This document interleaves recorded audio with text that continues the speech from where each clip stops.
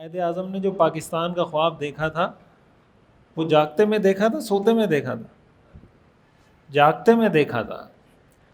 معاشرے میں جو لوگ کوئی اثر ڈالتے ہیں وہ خواب سوتے میں نہیں دیکھتے، وہ خواب جاگتے میں دیکھتے ہیں۔ اور جب کوئی آدمی یہ سوچتا ہے نا کہ یار میں نے معاشرے میں کوئی کام کرنا ہے، وہ کوئی بھی کام ہو، مثال کے طور پر کوئی بزنس کرنا چاہتا ہے، کوئی برانڈ بنانا چاہتا ہے، اب برانڈ ایسے تو نہیں بن جائے گا بیٹھے بٹھائے اس نے کوئی چیز پروڈکٹ تیار کی بیچنا شروع کر دیا، نہ کوئی مارکیٹنگ ہے کچھ نہیں ہے، ایسے تو نہیں ہوتا۔ دنیا میں اس وقت جتنی ملٹی نیشنل کمپنیاں ہیں تو آپ صرف ان کا وہ بجٹ اٹھا کے دیکھیں جو ان کا مارکیٹنگ کا بجٹ ہے کہ یہ صرف اپنی مارکیٹنگ پہ کتنا پیسہ خرچ کرتے ہیں۔ آپ دیکھتے ہیں ہمارے ہاں جب کرکٹ کے میچ ہو رہے ہوتے ہیں تو چھکا لگتا ہے تب بھی ان کا اشتہار آ رہا ہے، کوئی چوکا لگتا ہے تب بھی ان کا اشتہار آ رہا ہے، پشت پہ کسی اور کمپنی کا اشتہار لگا ہوا ہے۔ تو آپ کیا سمجھتے ہیں کہ یہ سارے کام یہ خود بخود پیپسی کا مونوگرام یا کسی بھی اس کا مونوگرام خود بخود چھپ کے آ جاتا ہے؟ ایسا نہیں ہوتا، دنیا میں کوئی کام ایسا نہیں ہوتا، اور اللہ کے رسول صلی اللہ علیہ وسلم کی یہ تعلیمات بھی نہیں ہے۔ ہمارے ہاں بدقسمتی سے بہت سے لوگوں کا یہ تصور بن چکا یا بنا دیا گیا کہ بھائی ہم مسلمان ہیں لہٰذا ہم کچھ بھی کریں کامیاب ہم نہیں ہونا، اور معاشرے پہ اثر ہمارا ہی آئے گا۔ تو اگر یہی سٹینڈرڈ ہے کہ آپ کچھ نہ کریں تو پھر سوال یہ پیدا ہوتا ہے کہ اللہ کے رسول صلی اللہ علیہ وسلم نے اتنی محنت کیوں کی تھی؟ سوال یہ ہے، اللہ کے رسول نے محنت کی یا نہیں کی؟ ہم تصور کر سکتے ہیں اس محنت کا، سوچ سکتے ہیں کتنی محنت کی، کتنی سٹرگل کی، ایک لمحہ اپنے مشن سے ڈائیورٹ نہیں ہوئے، ایک لمحے کے لیے مسلسل۔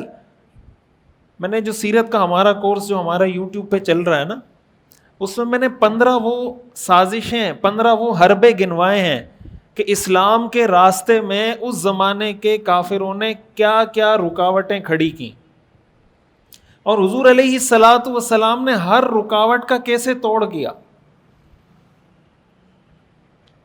الگ الگ رکاوٹیں قرآن میں اللہ نے اس کا ذکر کیا ہے کہ اب مثال کے طور پر قرآن میں آتا ہے وقال الذین کفروا لا تسمعوا لهذا القرآن والغوا فیہ لعلکم تغلبون، کہ بھائی یہ قرآن مت سنو اور جب قرآن پڑھا جائے شور شرابہ شروع کر دیا کرو۔ اس کا فائدہ کیا ہوگا کہ لوگوں کے کانوں تک حق بات نہیں پہنچے گی، لعلکم تغلبون، تم غالب آ جاؤ گے۔ اس لیے کہ قرآن کی بات ایسی ہے جب کسی کے کان میں پہنچ جائے وہ اس کو متاثر کر کے چھوڑتی ہے۔ اب اس کا مطلب یہ ہوا کہ یہ کافروں کی ایک سازش تھی۔ اس سازش کا خلاصہ کیا ہے کہ حق کی آواز، دین کی آواز، صحیح پیغام لوگوں تک نہ پہنچنے دیا جائے۔ حضور علیہ الصلاۃ والسلام نے اس کا توڑ پیش کیا۔ حضور علیہ الصلاۃ والسلام بیت اللہ میں نماز پڑھنے کے لیے کھڑے ہوتے تھے اور نماز پڑھتے ہوئے قرآن کی تلاوت شروع کر دیتے تھے۔ بات سمجھ میں آ رہی ہے؟ بیت اللہ میں کھڑے ہوئے زور زور سے تلاوت شروع کر دی، الحمدللہ رب العالمین الرحمن الرحیم۔ وہ جو گزرنے والے ہوتے تھے وہ ایسے ہی ہاتھ باندھ کے کھڑے ہو کے سننا شروع ہو جاتے تھے، سنتے تھے تو متاثر ہو جاتے تھے۔ انہوں نے کہا کہ جو نضر بن حارث کا واقعہ آتا ہے نا کہ اس نے کہا کہ یہ بھی تمہیں قصے کہانیاں سناتے ہیں، آدم علیہ السلام کا قصہ، موسیٰ علیہ السلام کا قصہ، فلاں پیغمبر کا قصہ، میں تمہیں لیٹسٹ کہانیاں سناتا ہوں، فارس کے بادشاہوں کی کہانیاں، روم کے بادشاہ کی کہانیاں، وہ ساری کہانیاں لے کر آیا، وہ کہانیاں سنانا شروع کر دی۔ قرآن میں آتا ہے وَمِنَ النَّاسِ مَن يَشْتَرِي لَهْوَ الْحَدِيثِ لِيُضِلَّ عَن سَبِيلِ اللَّهِ بِغَيْرِ علم۔ کچھ لوگ ایسے ہیں جو فضول قسم کی چیزیں خریدتے ہیں تاکہ لوگوں کو اللہ کے راستے سے گمراہ کریں۔ آپ جانتے ہیں قرآن کریم میں اس کا ذکر موجود ہے، حضور علیہ الصلاۃ والسلام کو انہوں نے مجنون کہا نہیں کہا، ساحر جادوگر کہا نہیں کہا، شاعر شعر و شاعری کرنے والا کہا نہیں کہا، جو پروپیگنڈا جس کو کہتے ہیں کہ بھائی یہ شاعر ہے، یہ ساحر ہے، یہ مجنون ہے، یہ دیوانہ ہے، یہ کاہن ہے، قرآن میں اللہ نے اس کی نفی کی یا نہیں کی؟ ما هو بقول شاعر ولا بقول کاہن یاسین والقرآن الحکیم انک لمن المرسلین نون والقلم وما یسطرون ما انت بنعمت ربک بمجنون. اللہ نے بار بار بتایا کہ آپ مجنون نہیں ہیں، شاعر نہیں ہیں، ساحر نہیں ہیں. میں یہ عرض کرنا چاہ رہا ہوں کہ حضور علیہ الصلاۃ والسلام کے خلاف ایک سازش کرتے تھے، حضور اس کا توڑ کرتے تھے. وہ دوسری سازش کرتے تھے، حضور اس کا توڑ کرتے تھے. وہ تیسری سازش کرتے تھے، حضور اس کا توڑ کرتے تھے.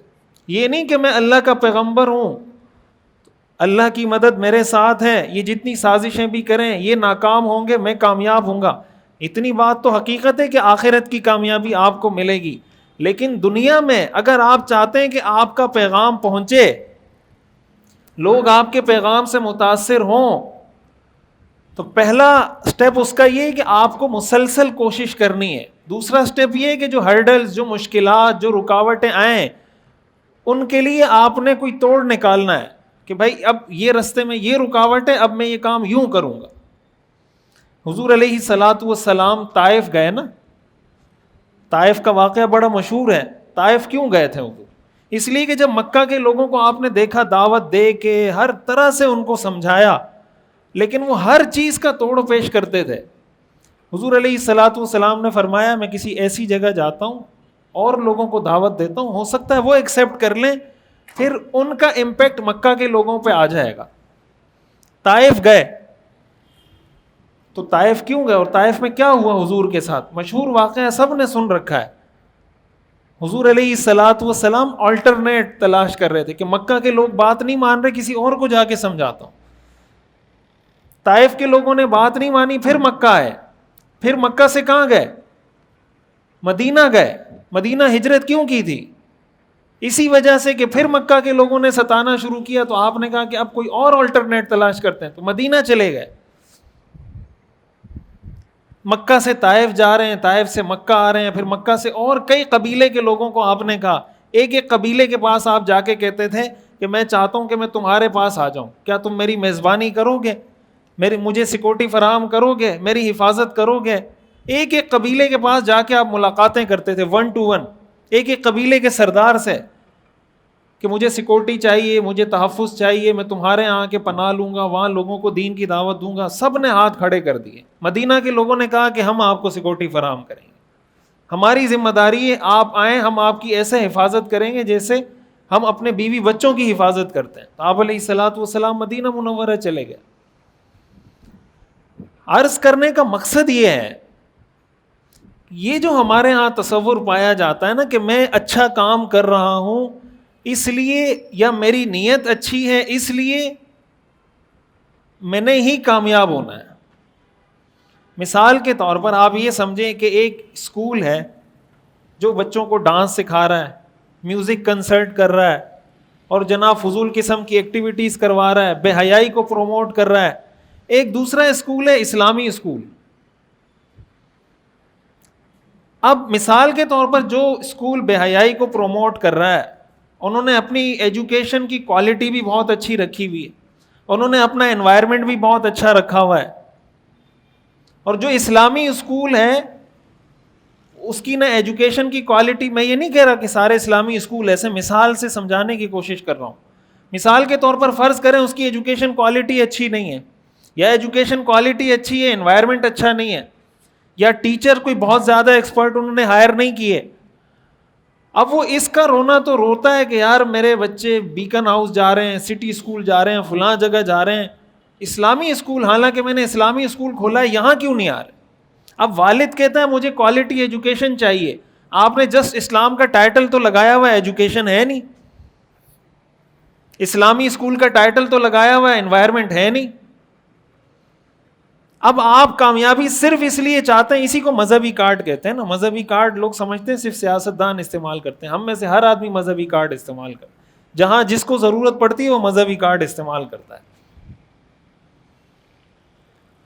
تو اب اگر کوئی اسلامی اسکول ہے، ہونا یہ چاہیے کہ اس کی ایجوکیشن کی کوالٹی ان اسکولوں سے بہت اچھی ہو جو بے حیائی کو پروموٹ کر رہے ہیں، ان اسکولوں کا انوائرمنٹ بہت بہتر ہو بنسبت ان اسکولوں کے جو بے حیائی کو پروموٹ کر رہے ہیں. تو بچے یا والدین خود بخود کھنچے ہوئے چلے آئیں گے آپ کے پاس. ایسا ہے یا نہیں؟